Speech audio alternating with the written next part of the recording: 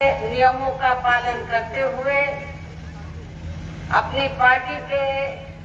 उम्मीदवारों के समर्थन में मुझे सुनने के लिए यहाँ इकट्ठा हुए हैं, तो उसके लिए मैं आप सभी लोगों का हार्दिक दिल से शुक्रिया अदा करती हूँ। और अब मैं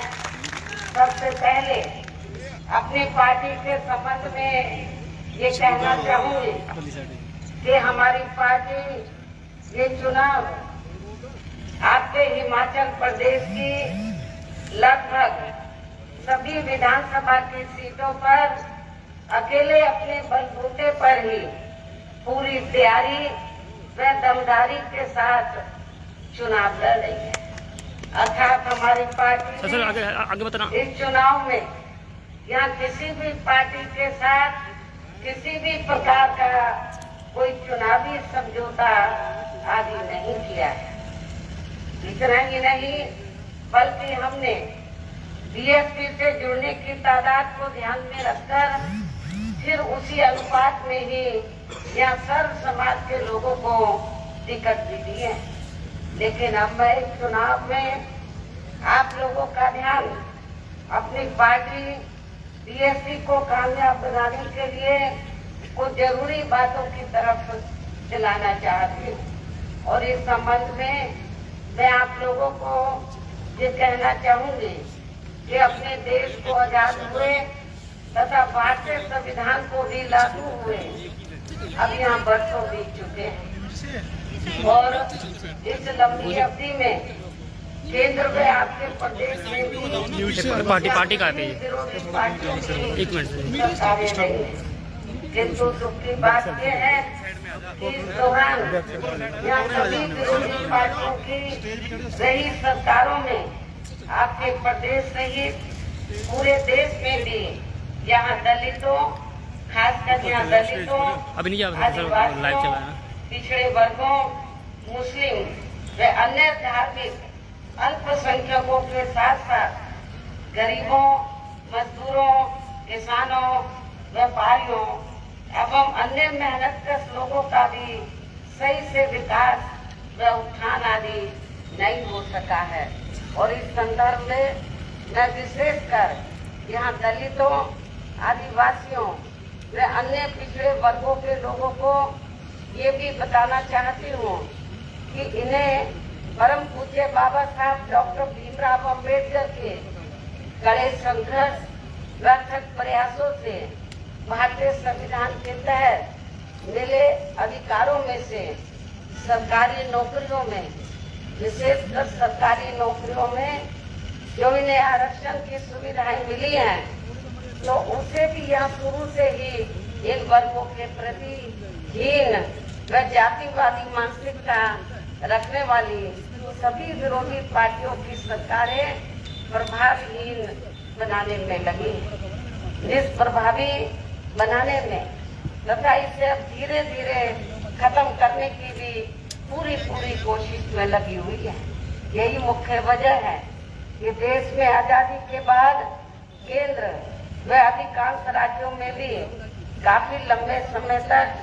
सत्ता में आसीन रही कांग्रेस पार्टी ने, और अब केंद्र व अधिकांश राज्यों में भी बीजेपी व अन्य विरोधी पार्टियों की भी रही सरकारों ने इनका आरक्षण का कोटा अभी तक भी पूरा नहीं किया है। पदोन्नति में आरक्षण तो इन्होंने मान्य कोर्ट की आड़ में काफी हद तक खत्म ही कर दिया है, और इस मामले में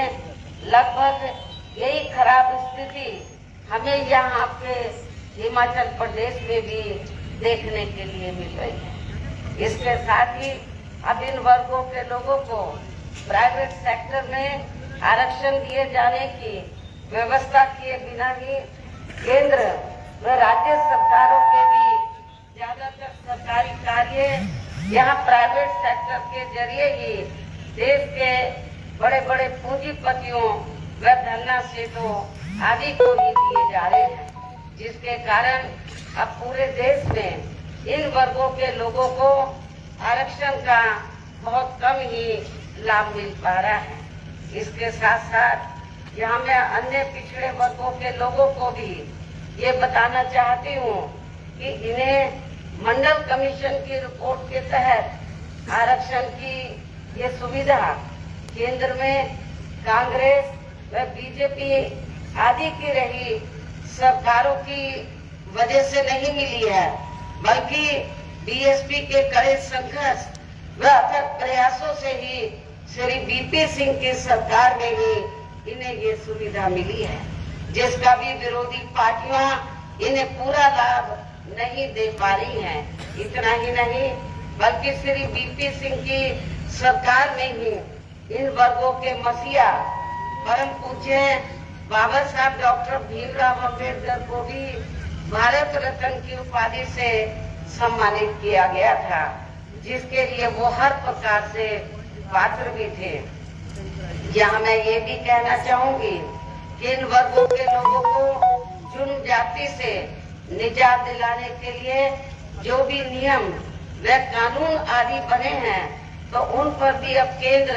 व राज्यों की सरकारें सही से अमल नहीं कर पा रही हैं, जिससे अब यहाँ विशेषकर दलितों व आदिवासियों के ऊपर शोषण करने वालों का मनोबल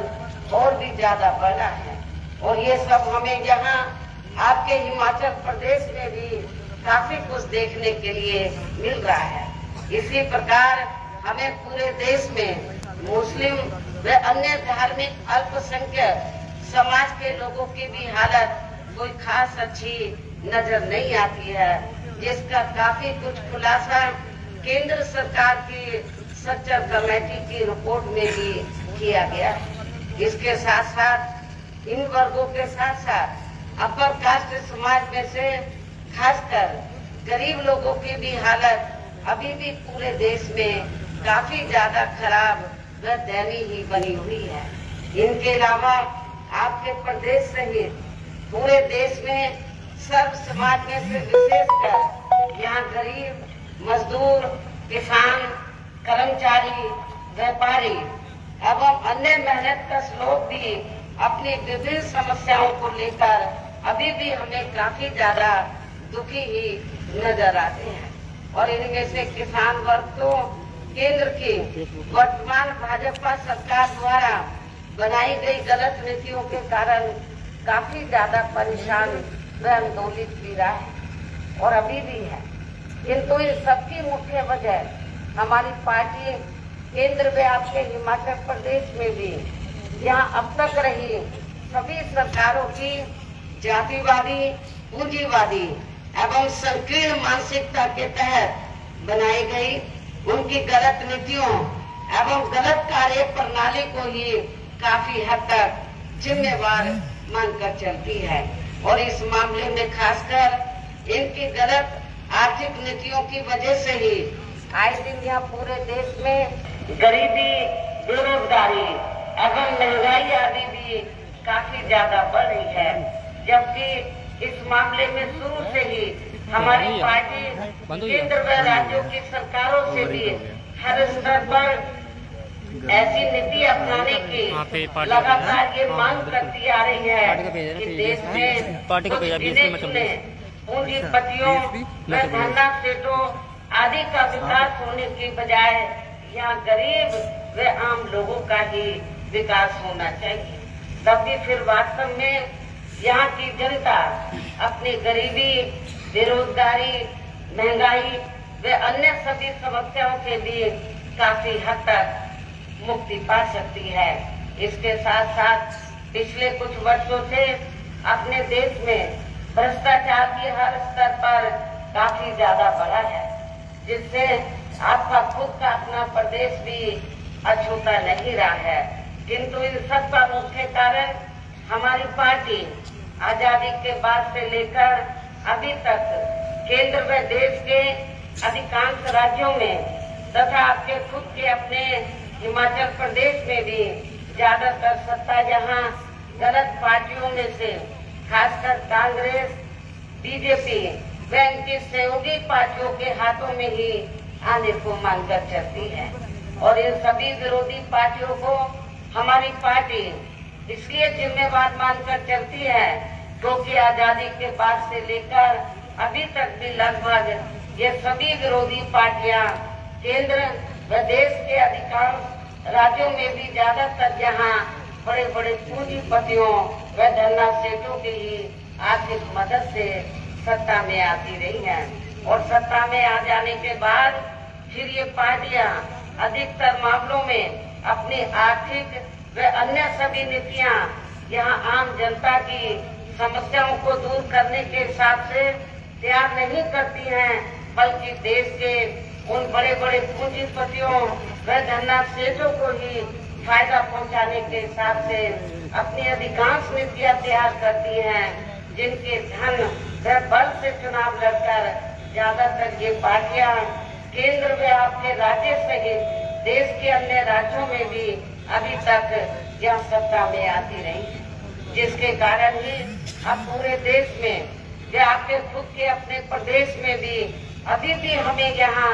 सर्व समाज के लोग अधिकांश मामलों में अपनी विभिन्न समस्याओं को लेकर काफी ज्यादा दुखी व परेशान ही नजर आते हैं, जबकि पूरे देश में बीएसपी ही अकेली एक ऐसी पार्टी है जो विरोधी पार्टियों की तरह देश के बड़े बड़े पूंजीपतियों व धन्ना सेठों की आर्थिक मदद से नहीं, बल्कि अपनी पार्टी के ही आम कार्यकर्ताओं की आर्थिक मदद से चुनाव लड़कर केंद्र व राज्यों की भी सत्ता में आना चाहती है, ताकि हमारी पार्टी सत्ता में आने के बाद फिर बिना किसी दबाव के व आजाद होकर सर्व समाज के लोगों की सभी समस्याओं का समाधान करके उन्हें हर मामले में व हर स्तर पर यहाँ खुशहाल बना सके। और इसी आधार पर चलकर ही आबादी के हिसाब से देश के सबसे बड़े प्रदेश अर्थात उत्तर प्रदेश में 4 बार हमारी पार्टी ने अपने नेतृत्व में यहाँ सरकार बनाई है और हमने अपनी सभी चारों रही सरकारों में अपनी पार्टी की विचारधारा एवं सिद्धांतों के तहत चलकर वैसे तो वहाँ सर्व समाज के हितों का पूरा ध्यान रखा है, लेकिन सभी मामलों में प्राथमिकता पहले हमने वहाँ सर्व समाज में से विशेषकर उन दलितों, आदिवासियों, पिछड़े वर्गों, मुस्लिम व अन्य धार्मिक अल्पसंख्यक समाज को तथा अपर कास्ट समाज में से गरीब एवं असहाय लोगों को ही दी है, जिनकी यहाँ हर मामले में व हर स्तर पर सभी विरोधी पार्टियों की रही सरकारों में उनकी हीन, जातिवादी, संकीर्ण व पूंजीवादी सोच होने की वजह से काफी ज्यादा उपेक्षा की गई है। तो और